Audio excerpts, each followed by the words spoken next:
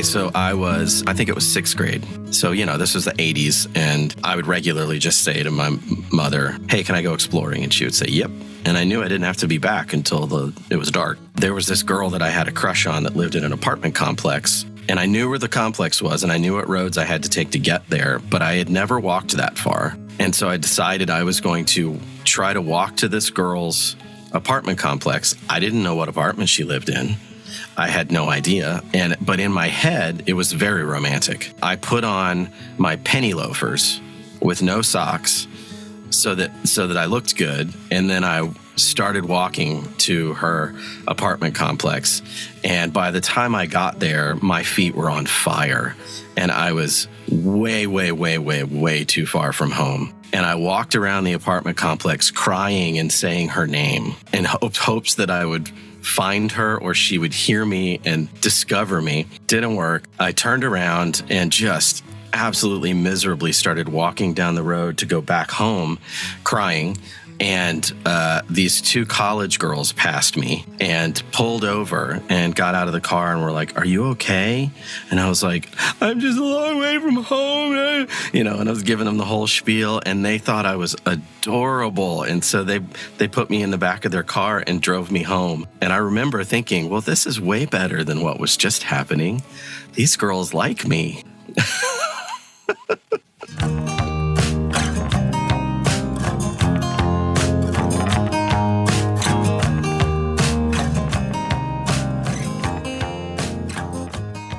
Welcome to the Story Enneagram podcast. I'm Jim Gum, and I'm an Enneagram trainer and executive and life coach living in Kansas City. Today, we're going to hear from some social fours as part of this season's series on the social subtypes. The Enneagram social four is called shame. Like all heart types, there's a strong pressure to shape how others see them. Envy is the passion of Enneagram type 4s, and it is most pronounced in this social subtype. When the social four compares themselves to others, they often focus on how the other is somehow better than them. They long to possess what they imagine the object of their comparison already has. The social four is known for suffering, and as you heard from Brandon in the introduction, his romantic imagination led to suffering that eventually led to a happy ending. Have you ever felt like everyone else had something that you felt like will never be part of your reality? Today, we'll hear from some social fours as they share their deep thoughts and longings and how it affects how they perceive themselves in the world. The Enneagram social four is a thinking type in the feeling center. They may think they're a feeling type based on their access to a deep well of emotion. However, they are acutely aware of their experiences, and especially how they're fitting into the world around them. Listen to how Amanda experienced this in school. I was very academically successful growing up. As a smart kid, the way in which school was taught worked for the way that I learn and perform. And I loved the awards night at the end of the year. Every class would present an award. I'd just go collect those awards. I'd stand up, I'd sit down, I'd stand up, I'd get my little medals, my pieces of paper. But I definitely got many of them. And it was affirming, very affirming, something outside of me saying what's inside of you is good and we see you. Socially, I did not do well in middle school and high school. I struggled to find my place with friends. Sometimes because I saw life on a really different level, it wasn't relating to those people. That was hard. I think maybe I leaned even harder towards the achievement in academics because socially I did feel very inferior. I often think of school dance, that's where people are dancing in circles. And I was like always at the periphery of the circle. And I knew I didn't belong there. I should find a new circle. This circle is too big and there isn't room for me, but I really want to be in the circle. And that for me really characterizes that feeling of looking through the window on the outside of the house, wanting to be inside. The Enneagram social four is upside down with their instinct. Because of envy, they can experience challenges in social settings. Listen to how Melody experienced this on the basketball court during middle school. One of those memories that will just kind of like ping back into my brain when I can't sleep and I just feel like flushed again was I played, I think it was a summer of like a pretty competitive basketball team. I wasn't good enough to make the school team, but I was good enough to play in this like competitive rec league where I felt like everybody was so much better than me. and I got the whistle blown on me. And I remember just like stomping my feet and like screaming and like tears streaming down my face because I messed up in a competitive setting and it was so embarrassing. And I already felt lesser than all these other players, and they would never make a mistake like that. I could not handle this perceived level of scrutiny about whether or not I really belonged there. Here's Brandon sharing his mental and emotional struggles as he was establishing himself as a musician in his community. That was the story of my childhood. Why does everybody else have this and I didn't get it? Right from the get-go, I was terrible at school. And my parents couldn't figure out what was quote unquote wrong with me. I was incredibly and constantly driven to find my place socially. I experimented. I was preppy for a little while. I was a hippie for a little while. I was all these different things for a little while, trying to figure out where I fit in. And I remember looking in the mirror at myself and going, what's wrong with me?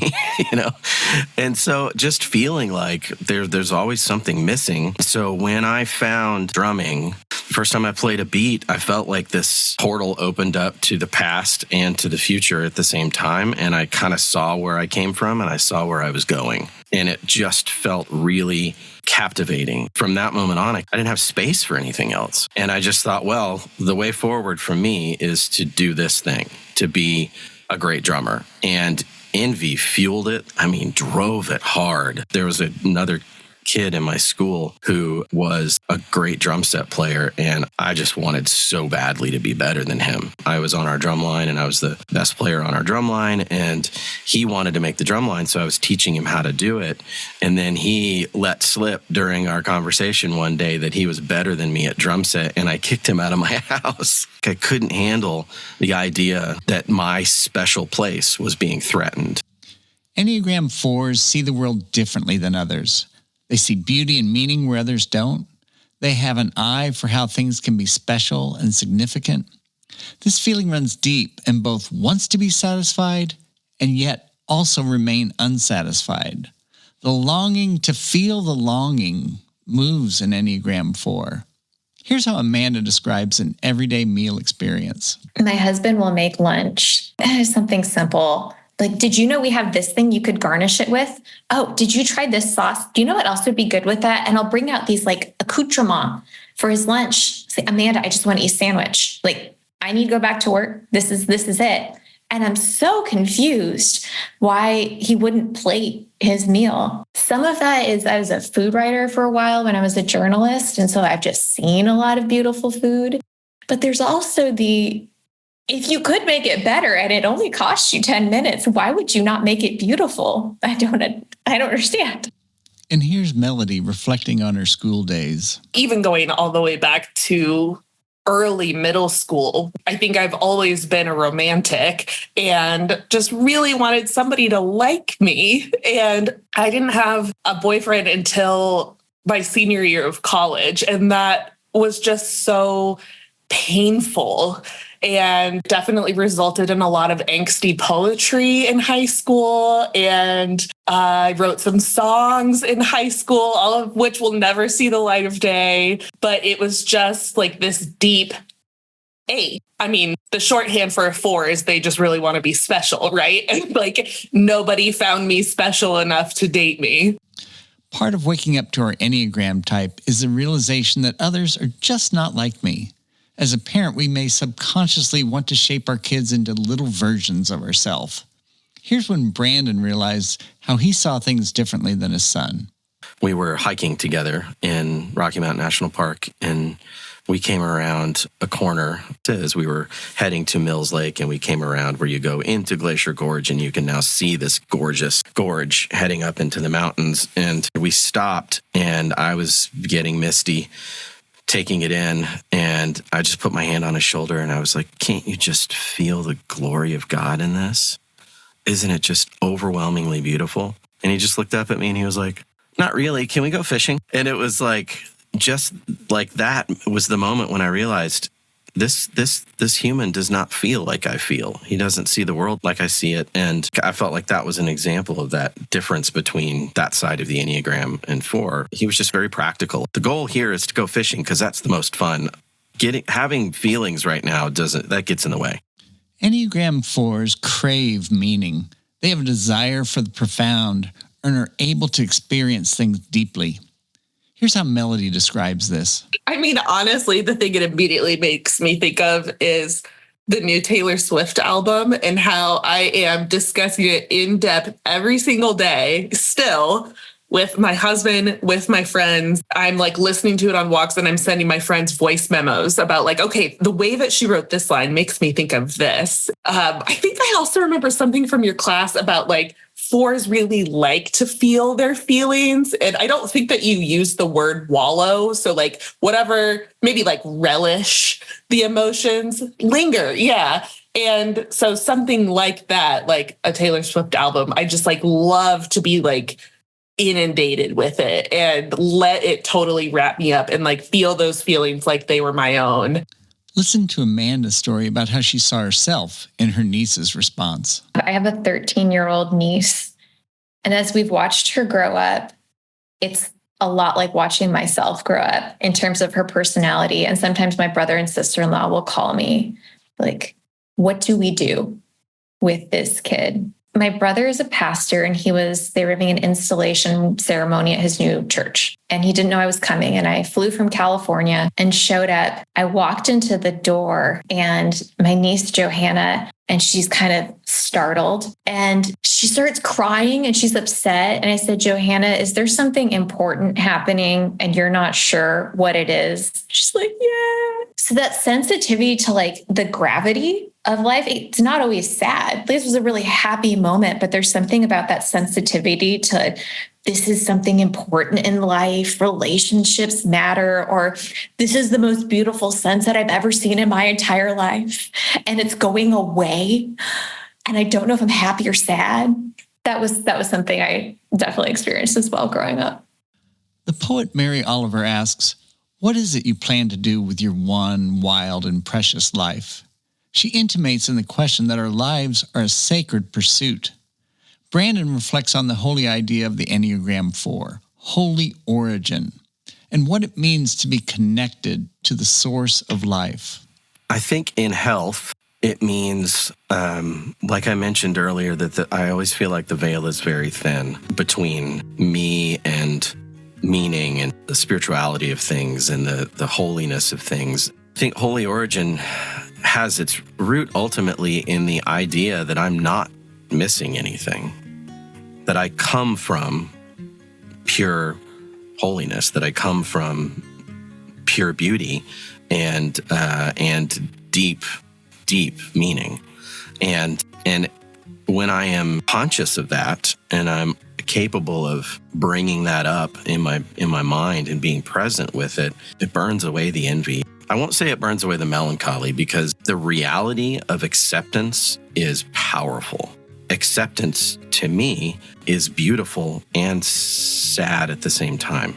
But the holy origin thing, ultimately, it gives me grounding because I feel capable, because I know that I am rooted in, like Richard Rohr talks about the immortal diamond. I'm rooted in that holiness. In that, everything that I need is present, and that I'm not missing anything. There's an internal conflict in an Enneagram 4 to be their most authentic self, while at the same time constantly measuring how they stack up to others. Equanimity, the virtue of the Enneagram 4, is defined as mental calmness, composure, and evenness of temper, especially in a difficult situation. Whereas the 4 in personality rides the stormy seas of emotions, the 4 in health or in essence can experience calm waters. I've actually led a lot of gratitude exercises. I've written a lot of meditations and prompts. And one of the first things that I say is that gratitude is a practice. And if it feels hard, it's because it is.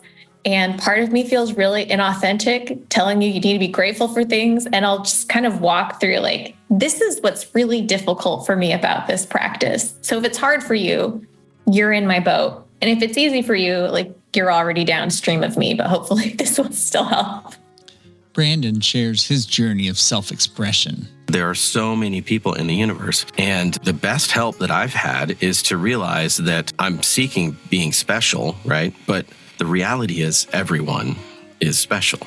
because you're the only you in the universe. And so I can look at, I had this today. I was on Instagram and I saw one of my former students posted an audio clip of him playing in Kansas City, and it was fantastic.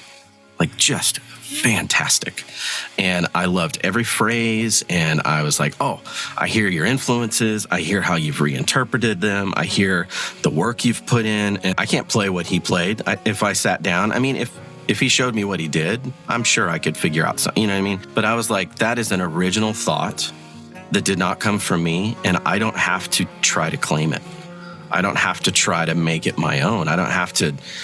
I can just see what he's done as beautiful and original and unique and appreciate that and know that what I do is not that and that it is my own thing. And I've just in the last probably 5 to 7 years just gotten very comfortable in knowing what I do is my thing to do and that I don't have to do what other people do. And I used to try to interject styles that I heard other drummers play and pretend that they came from me. And it was some of the most disingenuous playing that I've ever done in my life when I was trying to act like I had come up with the thing that made me envy them. I just had to quit doing that and just go, you know what? I'm going to sit down and just play and be me and just play me the way I play. And it's become a sweet spot now, but I'm 50 now, it's taken years. Melody tells about her journey towards contentment. Yeah, I even felt this last night. Bobby and I were both sitting on the couch reading our individual books in silence. And it was that thought, David Foster Wallace, I think, who says the way to think about gratitude is, if this isn't nice, I don't know what is. And it's just, I had that feeling last night of I am in a beautiful home that I own. My dog was sleeping on the floor, a husband who loves me that I longed for so long. And we are just quietly reading our books. If this isn't nice, I don't know what is. And I wasn't thinking about everything else that could also be in this moment. And here's Amanda again. The last time I visited my brother, he said, it's really good to see you happy. Because there were just seasons of life that were hard and that I was very aware of sadness and brokenness, not just in my life, but in the world. I imagine this is a human experience, and maybe someone who shifts into the 4 archetype more often would experience it even more. When you have felt something internally, you start to see the reflection of it externally. And so I was just really aware of that. And I think bringing that into check with everything else that's happening, with how beautiful life can be and how beautiful human connection is, to see that as an experience. There's a paradigm shift between if something isn't happening to me, that I can't enjoy it, to seeing if I'm a witness to something happening, I'm part of what's happening. It's happening in front of me. It's happening for people that I love or know or care about. And I found that to be a good perspective shift. I'm also thinking of some of the things one of my yoga teachers says in a class I take pretty often. And she'll talk about, and I tell you, yoga for somebody who's comparison oriented at all, years of yoga before I realized the point was for me to connect with my body and not to try to be better than other people. And sometimes that still comes up because it's in me, that lens or that way of seeing is something that I have a lot of experience with, to realize that everyone moves differently. And once you've taught a class and you've watched everyone hold poses differently and move both in unison, but in these very specific ways, because we all have different bodies and those bodies have been through different things, it's like seeing a bouquet of flowers. They're more beautiful together because they're all different. The journey of the Enneagram 4 is in moving from the mindset that something is missing to I have everything that I need, from feeling that they don't fit in to embracing their unique place in the world. Enneagram 4s, in essence, are whole and belong. There's an affirmation at the end of an Enneagram book that says, I allow myself to recognize that I'm special, just like everyone else. If this isn't nice, I don't know what is.